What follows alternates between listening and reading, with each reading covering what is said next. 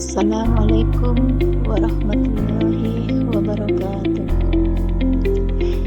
Kenalkan, nama saya Nurul Isnaini dari SMP Negeri 3 Bukit Timur.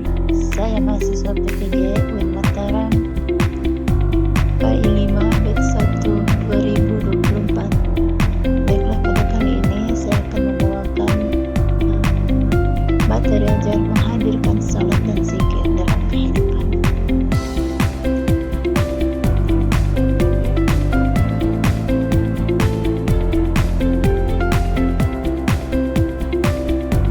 Pada pertemuan kali ini, materi menghadirkan salat dan zikir dalam kehidupan kita memiliki tujuan pembelajaran, yaitu 1. Menghubungkan hakikat dan salat dan zikir dalam mencegah perbuatan keji dan munkar.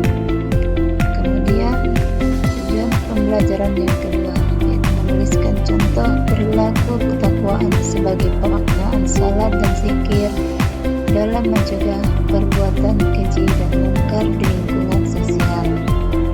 Dan yang ketiga, yaitu membuat konten tentang salat dan zikir mencegah perbuatan keji dan munkar dalam media sosial atau media lain.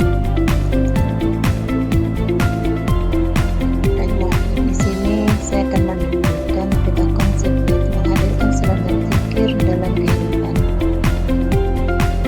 Yang pertama yaitu makna salat dan zikir. Kemudian poin yang kedua, salat untuk meraih ketakwaan dan menghindari perilaku tercela. Poin ketiga, hikmah melaksanakan salat dan zikir. Poin keempat, mengamalkan salat 5 waktu dan zikir secara konsisten sehingga dapat mencegah dari perbuatan keji dan munkar.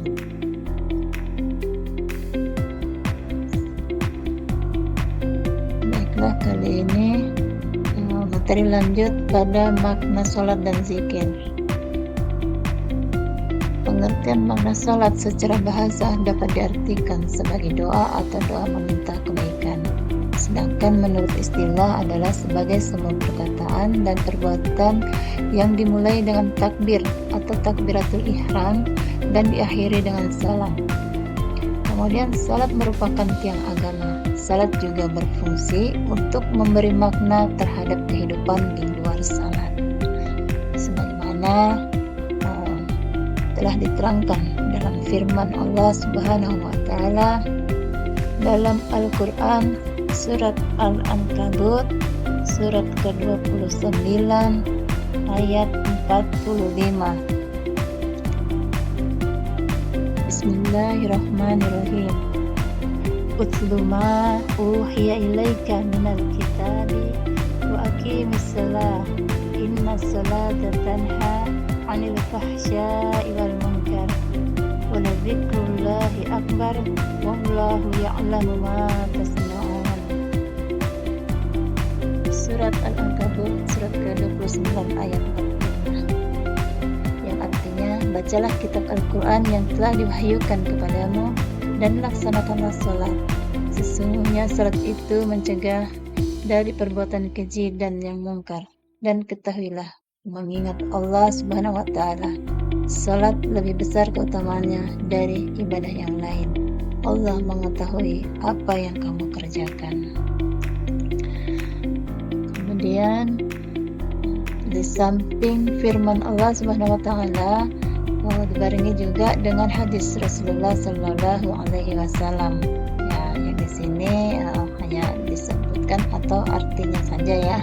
Hadis Rasulullah Sallallahu Alaihi Wasallam menjelaskan, orang yang memelihara salat akan mendapatkan cahaya, petunjuk dan keselamatan pada hari kiamat. Begitu pula orang yang tidak memeliharanya, ia tidak akan memperoleh hal tersebut. Ia akan bersama Qarun, Fir'aun, Haman, dan Ubay bin Khalaf di hari kiamat. Diriwayatkan hadis riwayat Ahmad dan At-Tabrani dari Abdullah bin Umar. Kemudian dalam hadis yang lain, Nabi Sallallahu Alaihi Wasallam menjelaskan bahwa salat 5 waktu akan membersihkan dosa-dosa orang dan akan memeliharanya dengan baik. Maka demikianlah perumpamaan salat yang 5 waktu dengan salat itu Allah akan menghapus semua kesalahannya. Diriwayatkan hadis riwayat At-Tirmizi dari Abu Hurairah. Selanjutnya makna zikir. Zikir menurut bahasa adalah ingat dan dimaknai dengan menyebut atau mengingat Allah Subhanahu wa Ta'ala. Dengan zikir, seseorang dapat mengaitkan diri atau mengkomunikasikan keadaannya kepada Allah Subhanahu wa Ta'ala. Oleh karena itu, zikir dapat menenangkan hati. Begitu pula orang yang berdoa selalu menyebut nama Allah Subhanahu wa Ta'ala dan selalu mengingat kepadanya.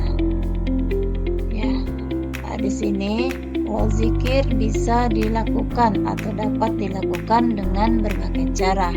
Ya, di sini akan disebutkan bahwa zikir itu terbagi menjadi 3 cara. Yaitu yang pertama, zikir dengan hati. Kemudian yang kedua, zikir dengan ucapan, dan yang ketiga yaitu zikir dengan mentaati perintahnya dan menjauhi larangannya. Ya. Selanjutnya yaitu sholat membimbing manusia untuk selalu ingat kepadanya. Dalam sholat terdapat tasbih, tahmid, dan takbir. Ya. Kemudian dijelaskan dalam surat Al-Ahzab surat ke-33 ayat 41 yang berbunyi, Bismillahirrahmanirrahim. Ya ayyuhalladzina amanu dzkurullaha dzikran katsiran. Surat Al-Ahzab surat ke-33 ayat 41. Kemudian dilanjutkan lagi atau dibarengi dengan hadis riwayat Al-Baihaqi, ya. Ibnu Abbas dan Mujahid memberikan penafsiran wala zikrullah akbar, atau mengingat Allah Subhanahu wa Ta'ala itu adalah lebih besar, dengan uraian hadis yang menjelaskan Allah Subhanahu wa Ta'ala ingat terhadap hambanya lebih banyak dibandingkan dengan hamba mengingatnya dengan mentaatinya. Rasulullah Shallallahu Alaihi Wasallam bersabda, Allah Subhanahu wa Ta'ala lebih banyak mengingatmu daripada kamu mengingatnya. Hadis riwayat Al-Baihaqi. Selanjutnya,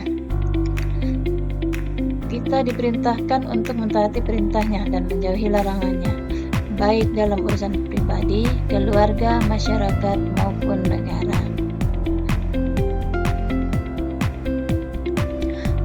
Seorang muslim yang bertakwa senantiasa menjaga diri dari perbuatan yang dilarang.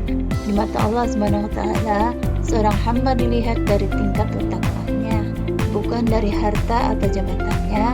Hendaklah selalu istiqomah dalam menjaga ketakwaannya, sehingga terhindar dari kematian dalam keadaan kafir.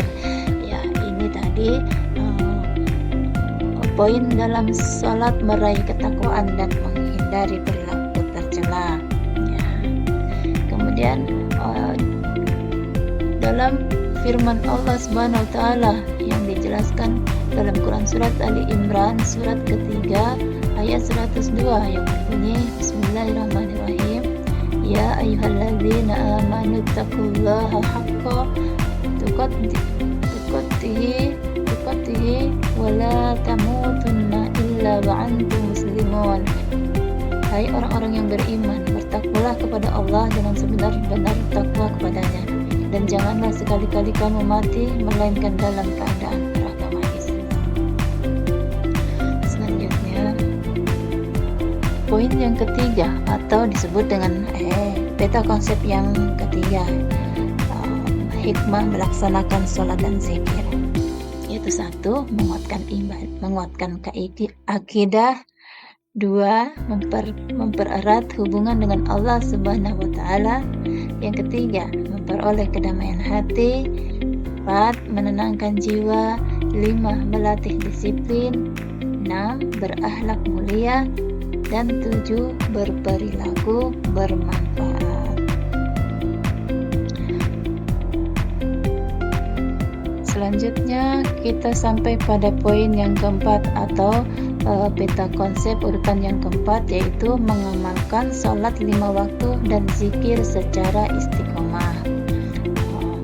Mengamalkan sholat 5 waktu ini dan zikir secara istiqomah ini terbagi menjadi 6, atau garis besarnya saja ya.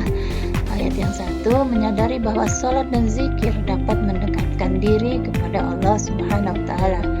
Kemudian 2, memahami manfaat sholat dalam kehidupan.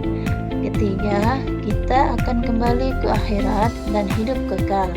4, niat yang tulus. 5, berteman dengan yang rajin sholat. Kemudian yang keenam, banyak membaca buku tentang keislaman. Selanjutnya, materi yang terakhir, yaitu kita menarik kesimpulan.